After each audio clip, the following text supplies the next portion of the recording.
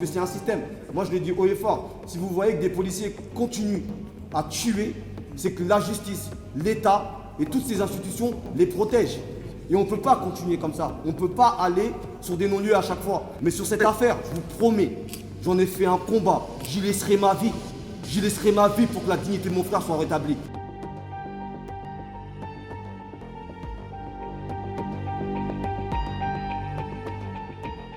Je préfère parler avec des personnes qui me comprennent et qui vont relayer la vérité, que d'aller dans des médias comme BFM, iTélé, tous ces médias. C'est eux qui ont fait en sorte que nous sommes là aujourd'hui.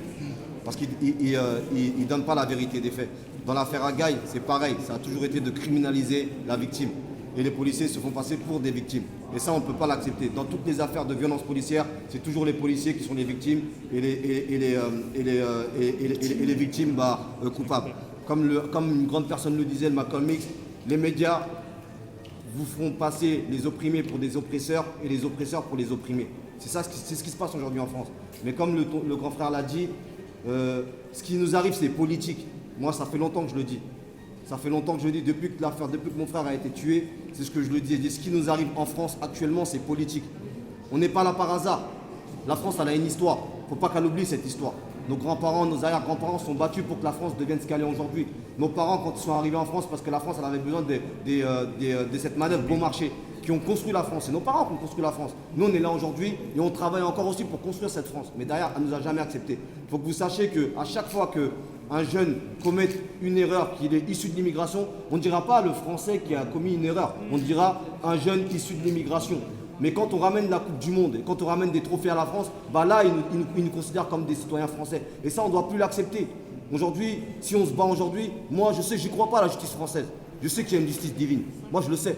Ça, il faut que vous me mettez dans vos têtes qu'aujourd'hui, je le fais parce que je n'ai pas le choix. Demain, mes enfants me demanderont pour quelle raison on ne s'est pas battu quand leur tonton a été tué par ces policiers. Donc, on est dans l'obligation de se battre. On est dans l'obligation de se donner la main. On est dans l'obligation de s'unir pour faire tomber le système, parce que c'est un système.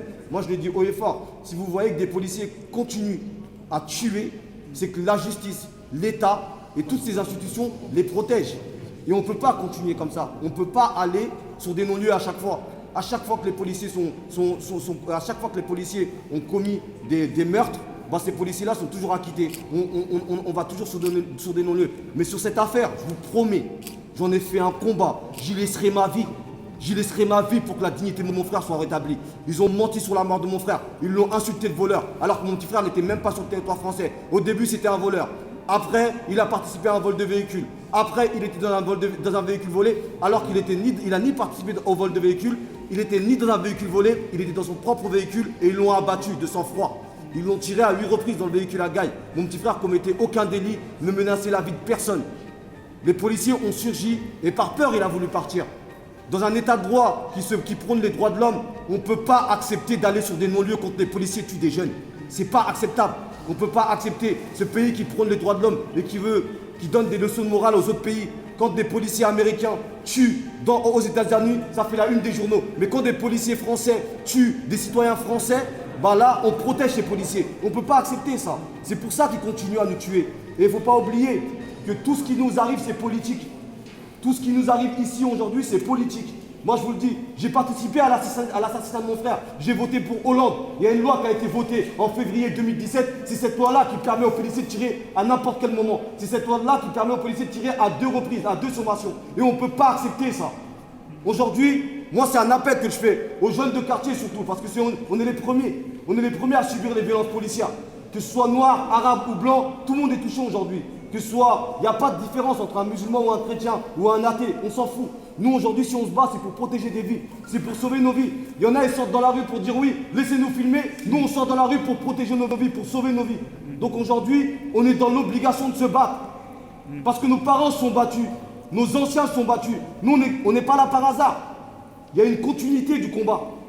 Il y a une continuité. On a eu le MIP. Moi, si aujourd'hui j'arrive à combattre et à attaquer, c'est parce qu'on est soutenu et on est conseillé par des gens qui ont vécu ça. Ça date pas d'aujourd'hui, c'est toujours les mêmes procédures. C'est comme ça que ça se passe. J'avais un mot à dire que quand Gaï est décédé, quand Gaï s'est fait tuer par ses policiers, parce qu'en réalité, on va donner les noms des policiers. Parce que c'est fini, ça. Faut arrêter de dire oui, faut les protéger. Non, mais qui nous protège, nous, de ces gens-là? Qui nous protège de ces institutions? Qui? La réalité, c'est ça aujourd'hui. Peine de mort. France, ça nous dit oui, pays des droits de l'homme. Mais c'est oublié. Faut arrêter de se mentir à soi-même.